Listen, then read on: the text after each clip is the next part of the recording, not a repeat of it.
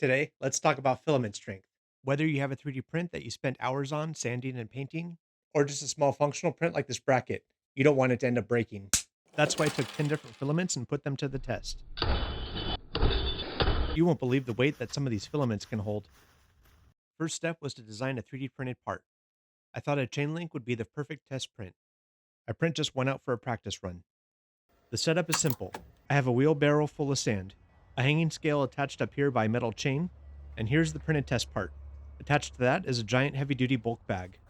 I will fill the bag with sand until the 3D printed part breaks, and check the weight where each part breaks at. As I'm filling the bag for the pretest, I start questioning my choices. I have a 3D printing YouTube channel, so what do I decide to make? A video that requires me to shovel hundreds of pounds of sand in and out of a giant bag all day. What was I thinking? At this point, I wonder why the part hasn't broken, so I decide to go investigate and see how many pounds the scale is showing. And that's when it happened to break. Luckily, I knew it was coming and it didn't startle me at all. I didn't get to see what weight it broke at, but that's fine. This was just to test the process anyway. Now I need to print the parts for the real test. I will be testing the tensile strength of these 10 filaments. Without cheating and skipping ahead, write below in the comments what you think the weakest and strongest filaments will be. I mainly stuck with the default settings in Bamboo Studio for slicing the files. Grid infill at 15%, 2 walls, etc. Part orientation matters when it comes to strength as well, so I will print 2 parts for each filament, one laying flat and the other standing straight up. For the vertical print, the part will likely break between the layers, so this will also test how well each layer bonds to the previous with each filament. I expect the horizontal prints to hold much better since it will not have the breaks between the layers. I also changed the seam to random because I didn't want the parts to be weaker at the seam. The only other changes between the prints will be the different settings and temperatures needed for each filament. I got almost everything printed, then I ran into a problem when I got to the carbon fiber options. When I got my bamboo printer, I bought the P1S instead of the X1C to save a few $100s, because when am I ever going to need to print carbon fiber? Plus, I felt like I didn't need the extra AI detection. I got all the artificial intelligence I need right here, but now I need to print carbon fiber. So what I did was go to Justway and order the parts there. Justway offers quite a few services, including 3D printing, CNC milling, and injection molding. I just uploaded the parts I needed. I ordered the parts in PLA with carbon fiber.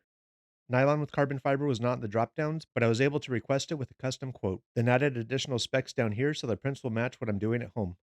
I do want to thank Justway for sending me the additional parts needed and for sponsoring this video.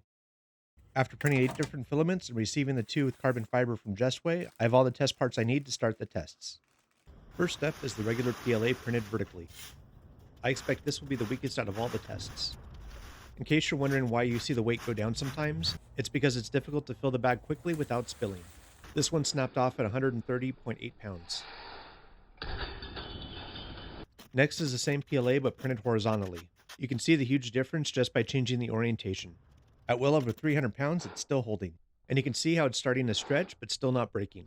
This got up to almost 353 pounds, then the weight dropped a little with the sand spilling, and it could not hold for long at this weight. Next is the PLA Plus. The vertical print snapped at 151.3 pounds. I will continue to go through these tests and numbers quickly and show you the comparison of everything at the end. The horizontal PLA Plus snapped at just over 372 pounds. Now the PLA Tough Layer. This one was quite a bit stronger with the vertical print. Breaking at over 200 pounds, this one has some great layer adhesion. And the horizontal print was also impressive and broke at 403 pounds.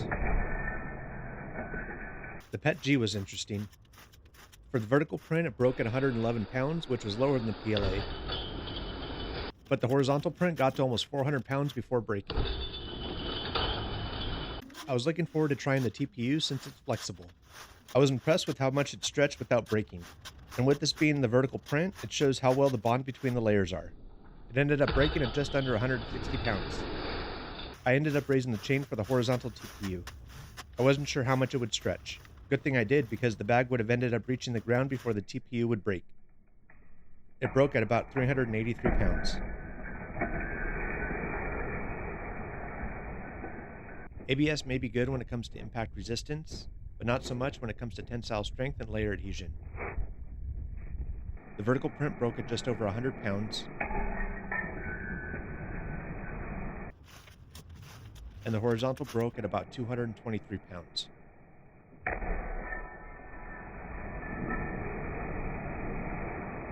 And the ASA also had low numbers. The vertical was just over 78 pounds, and the horizontal at 241 pounds.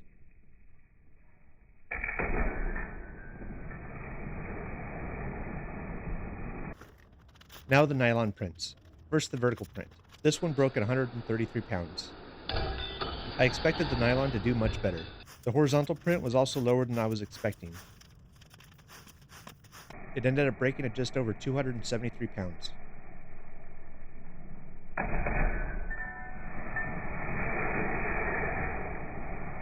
The last two prints I have are the filaments with carbon fiber. The first is the vertical PLA with carbon fiber. It broke just under 127 pounds. It was slightly less than the original PLA. I will go over this more in detail after these last tests. The horizontal broke lower than any other horizontal prints. 167 pounds was very surprising. Now the last filament, nylon with carbon fiber. The vertical broke at just over 146 pounds.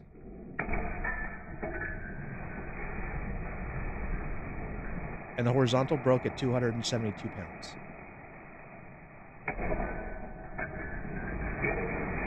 Now I will rank these and go over the results. For the ranking, I'm taking the weights that the vertical and horizontal prints held, the price of the material, and the ease of printing all into account. At number 10 is the PLA with carbon fiber. Adding carbon fiber to PLA is great because it gives you a really nice matte finish.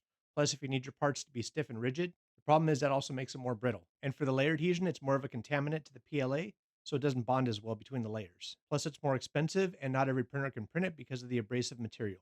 Number 9 is ASA. This one held the lowest weight by far for the vertical print. There are other advantages for ASA. It has really good UV protection, so it's good for outside prints. But for tensile strength and layer adhesion, ASA really isn't a good fit. Number 8 is ABS. ABS may be good for impact resistance, but for these tests, it didn't do so well. Plus, like the ASA, you need an enclosed printer to print this due to the fumes. I'm putting the nylon with carbon fiber at number 7. It did do slightly better than the regular nylon, but that also comes at a higher cost for the material. Plus, this abrasive material adds more wear and tear to your printer if your printer can even print it. Which brings me to nylon at number 6. I think I could have got better numbers with this one, but this is my first time attempting to print nylon, and it definitely wasn't easy. I had a few failed prints and I almost gave up on adding it to the video completely. But after a glue stick and a few tweaks, I finally got a couple prints that I was happy with. But as you can see with the horizontal print, it's split in half right down the middle. So I think with a few tweaks, this one could have been better, but since nylon is so difficult to print, I'm leaving it at number 6. I really wasn't expecting PLA to be in the top 5, but here we are. The PLA surprised me and did better than I expected, plus it's easy to print and it's cheap. TPU is number 4. It was hard to place this one because it is such a different material with its flexibility. I could have ranked it number 3 because I was impressed with how much weight this piece held, but it is a more expensive material, and depending on your printer, it may be difficult to print. I put PETG at number 3. It's another material that's easy to print, plus it's a similar price as PLA. And holding up to 400 pounds was very impressive. I could have easily put it at number 2, but the vertical print only held 111 pounds. Number 2 is PLA Plus. It's not much more in cost than PLA, plus it's also very easy to print. Both the vertical and horizontal prints did very well at 151 pounds and 372 pounds. And that leaves PLA Tough at number 1. It is about twice the cost of regular PLA, but it is very easy to print. Over 400 pounds for the horizontal print, plus I couldn't believe the vertical print got over 200 pounds. There are different reasons to choose different filaments depending on what you're printing and how you're using it. But when it comes to tensile strength and layer adhesion, PLA Tough is your best bet. And if you want to save a few bucks, PLA Plus and PETG are also two great options. Despite all the shoveling sand, I really did enjoy making this video. I hope you also enjoyed watching it. If you did, please hit those like and subscribe buttons and check this out next. Thank you for watching.